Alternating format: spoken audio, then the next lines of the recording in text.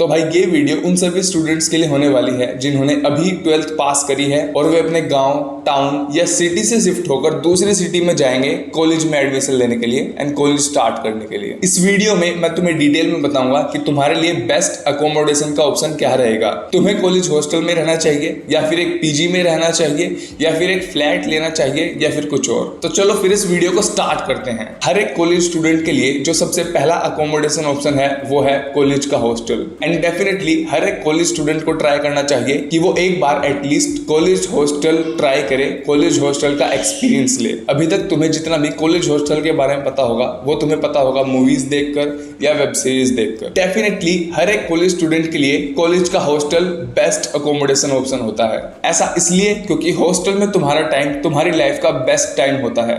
यहाँ पर तुम लाइफ टाइम मेमोरीज बनाओगे, लाइफ टाइम दोस्त बनाओगे। एक कॉलेज हॉस्टल में तुम्हें सारी सर्विसेज मिल जाती हैं, खाने से लेकर सफाई और लॉन्ड्री तक कॉलेज हॉस्टल में तुम्हें सारी सर्विसेज मिल जाएंगी। एंड हॉस्टल एक कॉलेज स्टूडेंट के लिए बेस्ट इसलिए भी है क्योंकि हॉस्टल हमेशा कॉलेज के कैंपस में ही होता है। तो एक कॉलेज में जितनी भी एक्टिविटीज, फंक्शंस या इवेंट्स हो रहे होते हैं, एक हॉस्टल में रहने वाला बच्चा उनमें डायरेक्ट पार्टिसिपेट कर सकता है। उन एक्टिविटीज में, उन इवेंट्स में एक कॉलेज हॉस्टल में रहने वाले बंदे का एक्सपोजर ज़्यादा होता है एंड ज़्यादा एक्टिव होता है। अगर तुम हॉस्टल में रहोगे तो तुम्हारा कॉलेज की फैकल्टीज के साथ भी बहुत अच्छा बॉन्ड हो जाएगा। तो डेफिनेटली तुम्हें कॉलेज हॉस्टल लेना चाहिए अगर तुम्हें कॉलेज हॉस्टल अलॉट होता है और तुम हॉस्टल अफोर्ड कर सकते हो। तो अब मैं क्या कह रहा हूँ, चलो देखते हैं। First of all, most of the universities में बहुत ही लिमिटेड कॉलेज हॉस्टल की सीट्स होती हैं first, second, third and sometimes fourth year के सब बच्चों के मिलाकर। तो अब क्योंकि कम और बहुत लिमिटेड सीट्स हैं तो ऑफ कोर्स हर एक बच्चा हॉस्टल में नहीं रह सकता। अब अगर तुम्हें हॉस्टल अलॉट भी हो जाता है तब भी एक बड़ी प्रॉब्लम है, दैट इज कि हर कोई हॉस्टल अफोर्ड नहीं कर सकता।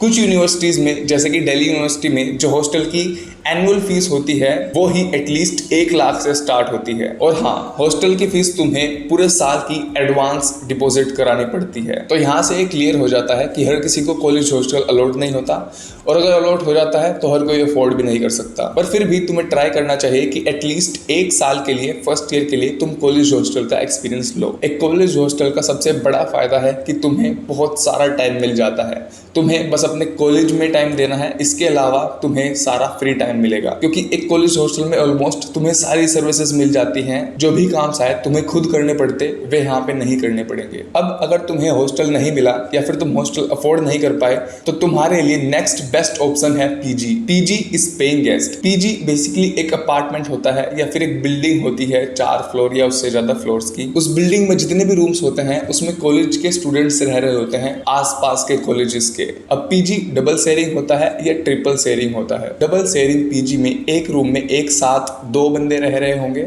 और ट्रिपल शेयरिंग पीजी में एक रूम में एक साथ 3 बंदे रह रहे होंगे। तो of course triple sharing PG सस्ते होते हैं as compared to double sharing PG. और अगर तुम एक पीजी में सिंगल रूम लेके रहना चाहते हो तो फिर तुम्हें वो सबसे ज्यादा महंगा पड़ेगा। पीजी में भी तुम्हें हॉस्टल की ही तरह सारी सर्विसेज मिलती है, खाने से लेकर सफाई से लेकर लॉन्ड्री तक यहाँ पे तुम्हें सारी सर्विसेज मिलेंगी। अगर मैं खाने की बात करूँ तो एक पीजी में फिक्स्ड वीकली मील प्लान होता है। ब्रेकफास्ट, लंच और डिनर तुम्हें एक फिक्स्ड टाइम पर as per a fixed meal plan के हिसाब से मिलेगा। एक पीजी में तुम्हें अपना खुद का बेड मिल जाएगा, अपनी खुद की स्टडी टेबल मिल जाएगी एंड अपनी खुद की एक अलमीरा मिल जाएगी जहाँ पे तुम अपना सारा सामान रख सकते हो। इसके अलावा बेड के अंदर भी तुम अपना बहुत सारा सामान रख सकते हो। एक पीजी तुम्हारे कॉलेज से वॉकिंग डिस्टेंस पर होता है एंड एक पीजी की सबसे अच्छी बात ये होती है कि पीजीज बहुत अफोर्डेबल होते हैं। एक पीजी का मंथली रेंट 8-10 हज़ार से स्टार्ट हो जाता है। फिर जैसे जैसे तुम अपना मंथली रेंट या बजट बढ़ाओगे वैसे वैसे तुम्हें क्वालिटी ऑफ सर्विसेज भी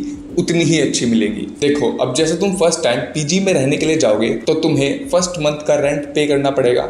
इसके साथ साथ 1 महीने का रेंट भी पे करना पड़ेगा एज ए सिक्योरिटी। एंड तुम्हारी ये सिक्योरिटी रिफंडेबल होती है अगर तुम 6 महीने के बाद पीजी को छोड़ते हो। ये 6 महीने का जो पीरियड है बेसिकली इसे लॉक इन पीरियड बोलते हैं। तो अगर तुम लॉक इन पीरियड से पहले पीजी छोड़ते हो तो तुम्हारी सिक्योरिटी रिफंड नहीं की जाएगी। अगर किसी भी वजह से तुम कॉलेज हॉस्टल नहीं ले पा रहे हो तो तुम आंख बंद करके पीजी ले सकते हो। पीजी एक बहुत ही बेस्ट ऑप्शन है।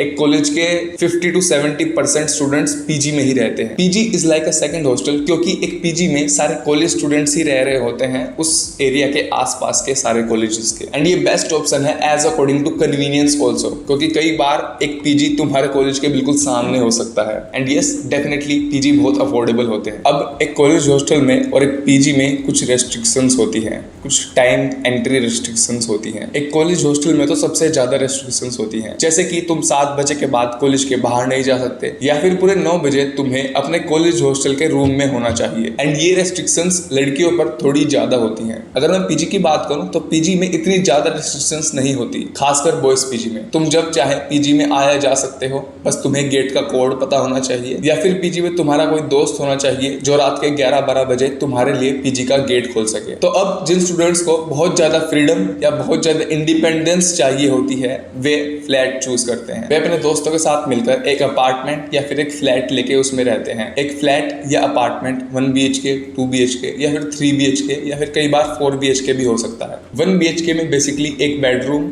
एक हॉल और एक किचन होता है। 2 BHK में 2 बेडरूम, एक हॉल और किचन होता है। And same with 3 and 4 BHK। एक फ्लैट में तुम्हें खाना बनाने से लेकर, सफाई करने से लेकर, बर्तन मांजने से लेकर और कपड़े धोने तक अपने सारे काम खुद करने पड़ेंगे। हाँ, पर अगर तुम अफोर्ड कर सकते हो तो तुम इन सभी कामों को करने के लिए मेड हायर कर सकते हो। अब जब अपने सारे काम खुद ही करने पड़ेंगे तो फ्लैट लेने का फायदा ही क्या है। तो in most of the cases अगर तुम एक फ्लैट शेयरिंग में रहते हो अपने दोस्तों के साथ, तो फ्लैट बहुत सस्ता पड़ता है। एंड ऑफ कोर्स यहाँ पे तुम्हें बहुत इंडिपेंडेंस या फ्रीडम भी मिल जाती है।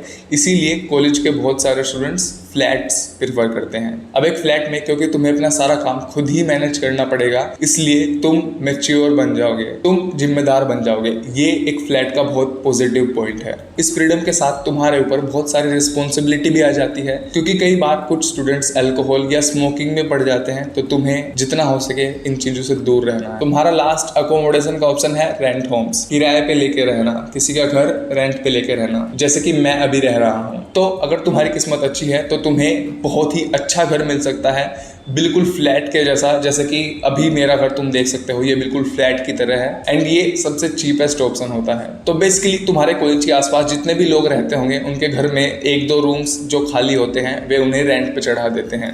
वैसे तो वे स्टूडेंट्स प्रेफर नहीं करते, पर फिर भी कुछ केसेस में वे स्टूडेंट्स को भी रख लेते हैं। एक घर किराए पे लेने का फायदा यही है कि ये सबसे चीपेस्ट ऑप्शन है, पर यहाँ पर भी फ्लैट की तरह तुम्हें अपने सारे काम खुद करने पड़ेंगे। और अगर तुम कुछ गलती करोगे तो तुम्हें अपने मकान मालिक की या ओनर की चीज भी सुननी पड़ सकती है। यहाँ पे तुम्हें बेसिक एमिनिटीज मिल जाएंगी, जैसे फैंस, लाइटिंग्स एंड कुछ केसेस में बेड भी मिल सकता है। यहाँ पर भी तुम्हें फ्लैट की तरह पूरी फ्रीडम मिलेगी। बेसिकली तुम्हें पूरे घर की चाबी मिल जाती है, तुम कभी भी आ जा सकते हो। मेरे केस में तो एटलीस्ट ऐसा ही है। अब एक फ्लैट में और एक घर किराए पे लेके रहने में सबसे बड़ा जो नुकसान है वो ये है कि तुम्हें अपने सारे काम खुद करने पड़ेंगे, और क्योंकि तुम्हें अपने सारे काम खुद ही करने पड़ेंगे तो यहाँ पे तुम्हें बहुत कम टाइम बचता है। एंड टाइम एक कॉलेज स्टूडेंट की लाइफ का मोस्ट वैल्यूएबल एसेट होता है। तो ट्राई करो एक पीजी लो या फिर कॉलेज हॉस्टल लो, जिससे कि तुम्हें ज्यादा से ज्यादा फ्री टाइम मिल सके अपस्किल करने के लिए या फिर खुद में इन्वेस्ट करने के लिए। तो एक 1 BHK का फ्लैट अराउंड 5 से 6 हज़ार का मिल जाता है।